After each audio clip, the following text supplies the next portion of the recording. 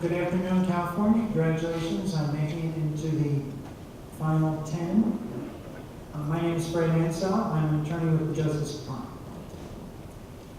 Good afternoon. My name is Candida Steele, and I'm a judge with the U.S. Division Board of Contract Appeals, and I hear government contract disputes all over the country. Team California, my name is Rick Hardy. I'm one of the Hardy boys. I'm a professor and chair of the Department of Political Science at Western Illinois University. I teach constitutional law, and I've been involved in this program since 1987. Please introduce yourselves. Hi, we're Unit 4 from Arcadia High School, Arcadia, California. Our unit focuses on how the Constitution influences American institutions and practices. Before we introduce ourselves individually, we would like to acknowledge and thank our teacher, Mr. Kevin Fox. Thank you very much. Hi, I'm Amanda Kalis. Hi, I'm Madison Cassidy. Hi, I'm Shen Wei. Hello, my name is Sanvi Party. Hi, I'm Tim Senator.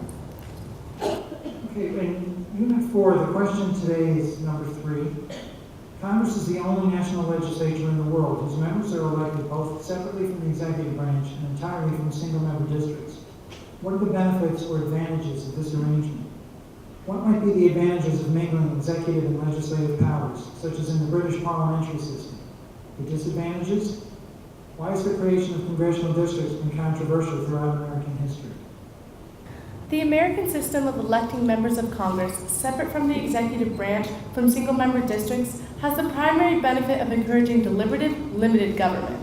Independence of the legislature from the executive makes ambition counteract ambition, as Madison asserted in Federalist 51, and creates a constant tension between the two branches, encouraging limited government. Simultaneously, election from single-member districts allows for the expression of regional interests, and thus many diverse perspectives in Congress, encouraging deliberation within the national legislature. In 1992, Congress debated an energy bill that would have dumped radioactive waste at Yucca Mountain, Nevada. Nevada Senators Richard H. Bryant and Harry Reid promised to use a variety of delaying tactics to kill the bill. Although clearly in the minority, the senators have since achieved the political, if not de jure, death of the waste management plan, as the New York Times asserted in March of 2009. In contrast to the American system, mingling executive and legislative powers, as in the British parliamentary system, encourages responsive government at the expense of stability. Because neither procedural checks and balances nor separation of powers exist in the British system, the majority party in Parliament rules uncontested. Therefore, there is no question as to where the blame lies in the aftermath of a bad policy or as to where the credit lies for a good policy.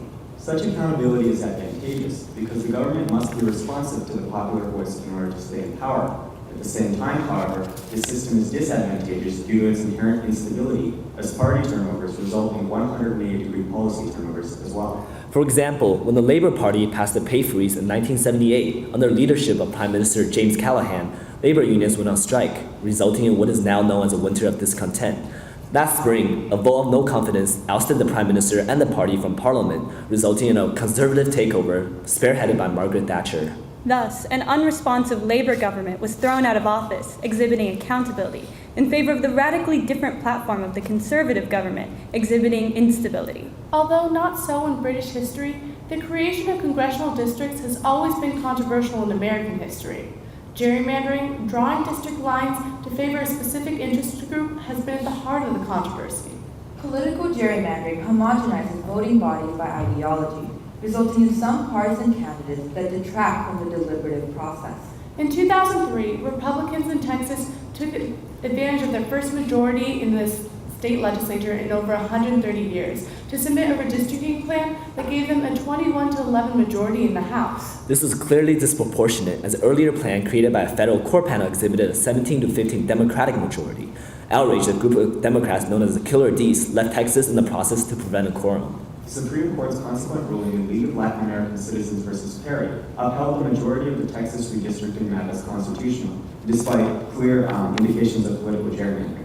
But Congressional District 23 was struck down as an example of illegal racial gerrymandering because it unduly diluted the voting power of Latinos. The court's ruling illustrated that using race as a primary factor in drawing districts is unconstitutional under the 14th Amendment.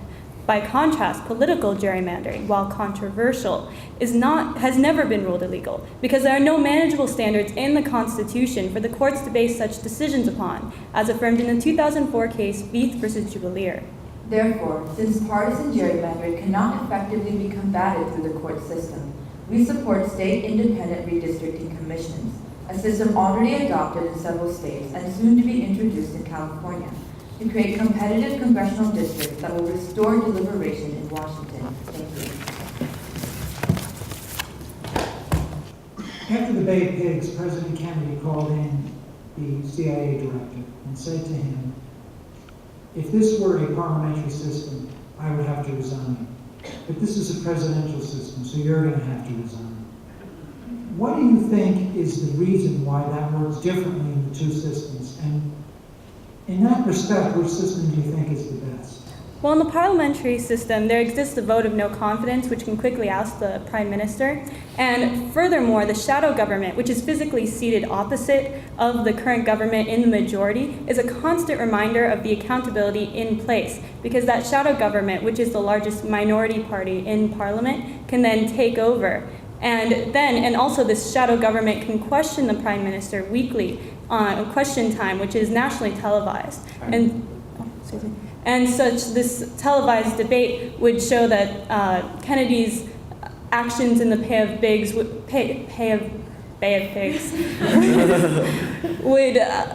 would surely result in a vote of no confidence if it were the parliamentary system.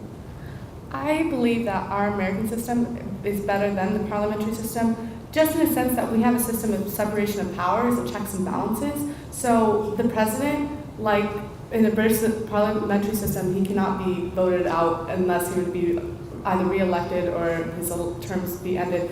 He's constantly being checked by the legislative branch as well as the judicial branch. So his power can't become too enormous, and it's always being checked.